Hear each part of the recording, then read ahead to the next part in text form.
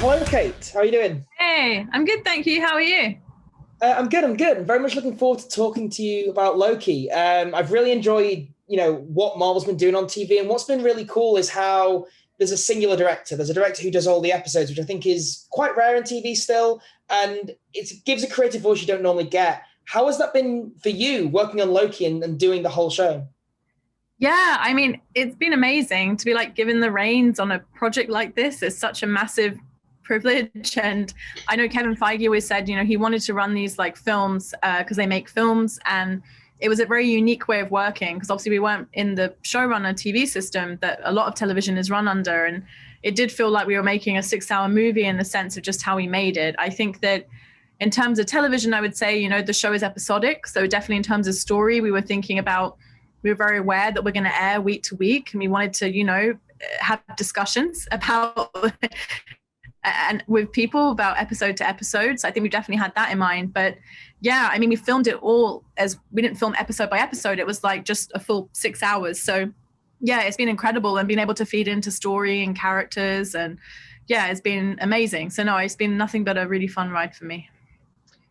Obviously, the show picks up sort of with a Loki from Endgame's time heist, and I just want to talk a little bit about that. Nothing super specific to Loki, but Endgame's time travel is something quite heavily debated. The Russos and Marcus and McFeely have different reads on it.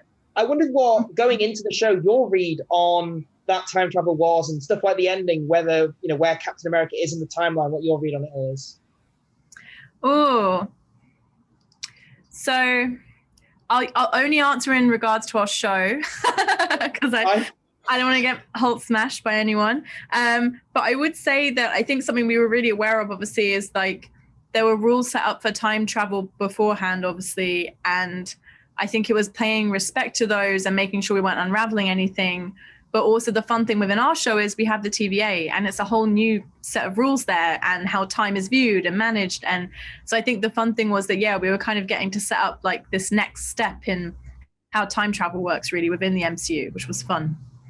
And obviously this is an earlier version of Loki. And, it's the Loki that was when he was peak popularity around the Avengers. That was when he sort of hit. That's when people first wanted a show.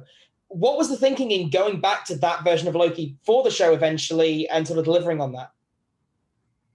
Yeah, so I think for me, like, it was really exciting because obviously, like, I think Loki's had one of the best arcs over the last 10 years of the MCU. Like, it's been so exciting watching him go from villain to anti-hero. And it was such a unique opportunity, right? Because this isn't the Loki from Infinity War. This is the Loki from Avengers. And I remember even just with Tom, we would always be like checking in with each other when filming that first episode in particular, because he's in a very different headspace. And we would talk a lot about scenes from Avengers and like trying to capture, like how he is emotionally and how he holds himself. And I think that was really fun, was just the challenge of that really was bringing people almost back in time through Tom's performance to this, very different version of Loki that we've seen, but we haven't probably spent as much time with yet. So.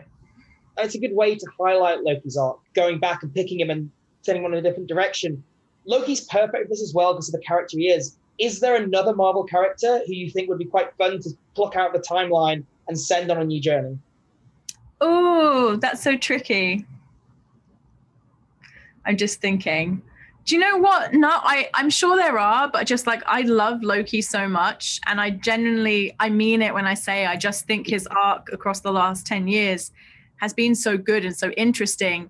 And I can't think of a character that, like his end point, he's so different to where we saw him in Avengers. And I just think that taking his character in particular and putting them on a whole new path is just so exciting to me. Like, I think really he's the best candidate in my head, but I would say that. Talking about the show specifically, Miss Minutes, from the moment she appeared on that poster, has been so intriguing. Brand new character, completely unique. Can you talk a little bit to what the idea is with her, both about as a character and then like delivering her in this weird TVA world?